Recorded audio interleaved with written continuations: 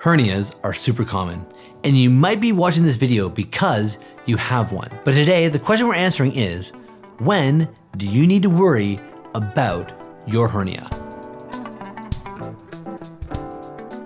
My name is Dr. Rich Hills, and you're watching my channel, Knife Skills. I've made a number of videos on hernias, so this is really part of a larger series. Today, we're talking about those red flags that should prompt someone to seek medical attention immediately. Now, there are many different types of hernias, and today we're gonna be focusing on the most common type, the abdominal wall hernias. An abdominal hernia is literally a hole in the abdominal wall where organs and tissues can protrude through. Usually this is just a little bit of fat, but any organ near the hole can protrude through.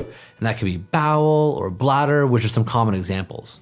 And so the most important symptoms when it comes to hernias are a bulge and pain. That pain you're experiencing may be worse when you're up walking around. That causes the abdominal pressure and gravity to push on the hernia and cause the bulge to get worse. That can irritate the nerves in the groin, for example, and cause an increase in pain. But when you lie down, usually a hernia feels better because gravity is working in its favor and the bulges get smaller. So understanding that allows you to understand when you should be worried about having a hernia. The best way to think about these symptoms are to think about them in tiers. As you add more of these red flag symptoms, the situation with your hernia is getting worse. So let's get into the first red flag, and that is a hernia that is stuck out and can't be pushed back in. You see, most people who have hernias will start to know how their hernias feel. They'll feel the bulge and be able to push it back in. And so to have a hernia that gets stuck out and can't be pushed back in should be considered a red flag. Now, sometimes a hernia that gets stuck out is just fat and there's no compromise to the blood supply. And so in occasional situations, your surgeon may recommend scheduled surgery even though you have a hernia that can't be reduced. Now, number two, we're adding terrible pain. So typically when a hernia gets stuck and can't be pushed back in, there's an increase in pain. But this can be due to a compromise in the blood supply to the hernia. And so if a hernia is stuck out and there's increasing pain, this is a risk that something more severe might be happening and you should seek medical attention. Number three, watch out for severe nausea and vomiting. Remember, the gastrointestinal tract is a big long tube, and if you have bowel stuck in your hernia, that might prevent food from going through. And when you have that situation, it's a bowel obstruction. And one of the most cardinal symptoms of a bowel obstruction is severe nausea and vomiting. The last thing to watch out for are fevers, chills, and horrible flu-like symptoms.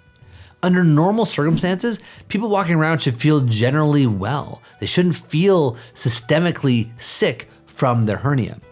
But if a hernia gets stuck, can't be reduced, and the blood supply is compromised, there may be some death to the tissue in the hernia itself.